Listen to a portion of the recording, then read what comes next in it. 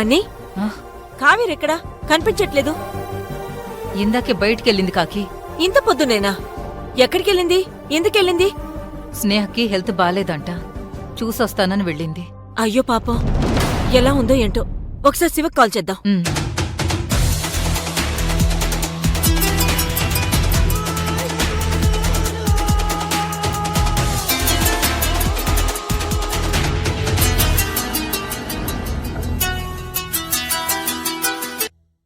Hello కాకమ్మా, ఏంటి ఇంత పొద్దునే ఫోన్ చేశావు?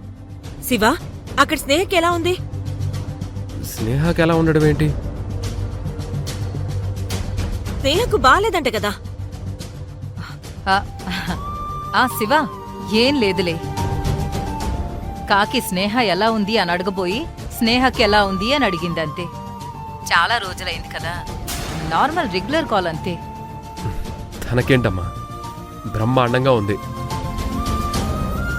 తనతో పడేది నేను కదా. నిజానికి నువ్వెలా ఉన్నావని పలకరించాల్సింది నన్ను. అదేంటి శివ?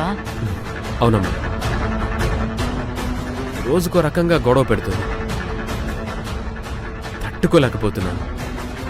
భార్యాభర్తల మధ్య గొడవలు సహజమే కదా, సర్దుకుని పోండి. శివ, నాకు వేరే కాల్ వస్తుంది, నేను మళ్ళీ కాల్ చేస్తాను. సరే. ఇదేంటన్నీ, నువ్వేమో స్నేహకు బాలేదు, కావేరి వాళ్ళింటికి చూడ్డానికి వెళ్ళిందని చెప్పావు. శివేమో బ్రహ్మాండంగా ఉందని చెప్తున్నాడు. అసలేం జరుగుతుంది? నాకు కూడా అదే డౌట్గా ఉంది కాకి. ఎప్పుడూ లేంది కావేరిలో టెన్షన్ చూస్తున్నా. మాటలు కూడా ఒకదాంతో ఒకటి సంబంధం లేకుండా ఉన్నాయి. సంథింగ్ ఏదో జరుగుతుంది.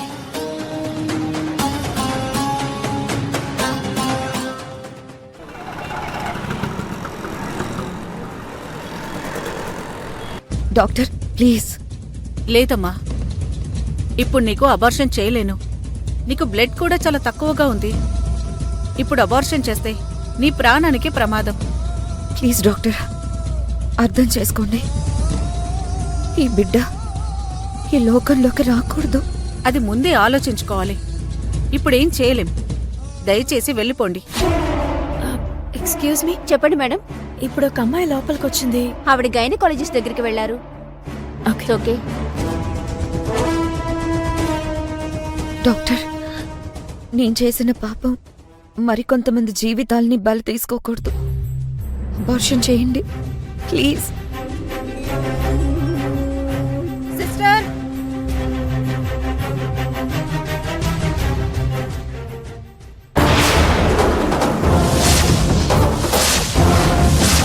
సిస్టర్, ఈ అమ్మాయిని బయటికి తీసుకెళ్ళు.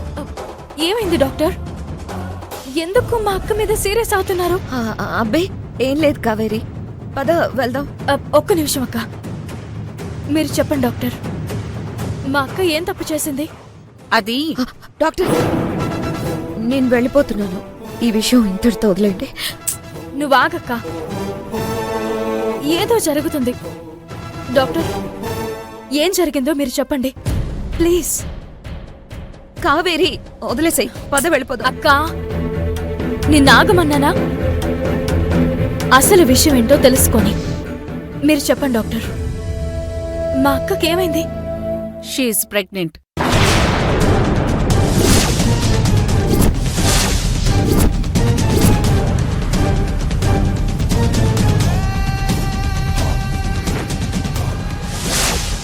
చాలా, ఇంకా ఏమైనా చెప్పాలా? ఈ మధ్య ప్రతి ఒక్కరికి ఇది బాగా అలవాటైపోయింది. డాక్టర్, ఈ రోజుల్లో అమ్మాయిలు చాలా మారిపోయారు. వెనక ముందు ఆలోచించకుండా చాలా ఈజీగా తప్పులు చేసేస్తున్నారు. తర్వాత చేతులు కాలాక మా దగ్గరకు వస్తారు, అబార్షన్ చేయమంటారు. మీ అక్క కూడా అబార్షన్ చేయమని బతిమాలుతుంది. తనకి బ్లడ్ చాలా తక్కువగా ఉంది. ఇప్పుడు అబార్షన్ చేస్తే తన ప్రాణాలు పోతాయని చెప్పినా వినడం లేదు. అబార్షన్ చేయమని పట్టు కూర్చుంది. అందుకే బయటికి పోమంటున్నాను. తీసుకెళ్ళమ్మా. అక్క రా.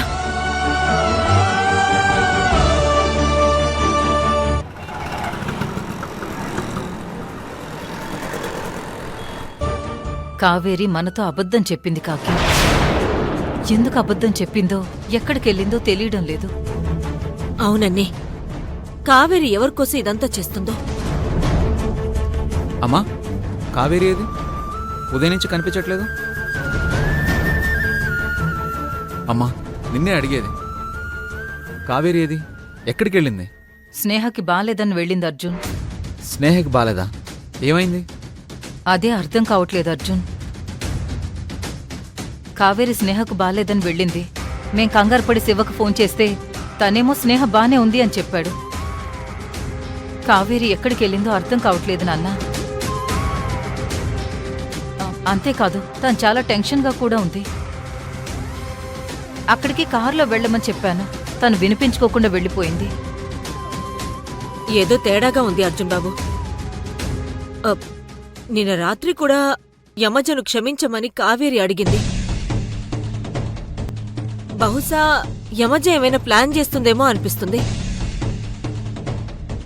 అవునాన్నా, నాకు కూడా అలాగే అనిపిస్తుంది. ఆ యమజ వల్ల కావేరి ఏదో ఇబ్బంది పడుతుంది. అది మనకు చెప్పలేకపోతుంది. ఆ యమజాన్ అస్సలు వదిలిపెట్టను. ఇప్పుడే వెళ్ళి దాని అంతు చూస్తాను. ఆగొచ్చు. ముందు కావేరి ఎక్కడుందో కనుక్కో.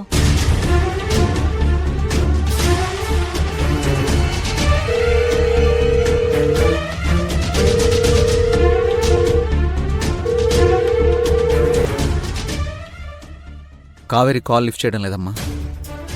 నో డౌట్ నాన్న, ఖచ్చితంగా ఏదో జరుగుతుంది. యమజ మళ్ళీ ఏదో ప్లాన్ చేస్తుంది. నేను ఇప్పుడే వెళ్ళి కావేరి ఎక్కడున్నా తీసుకొస్తాను. ఆ యమజను మాత్రం వదిలిపెట్టను.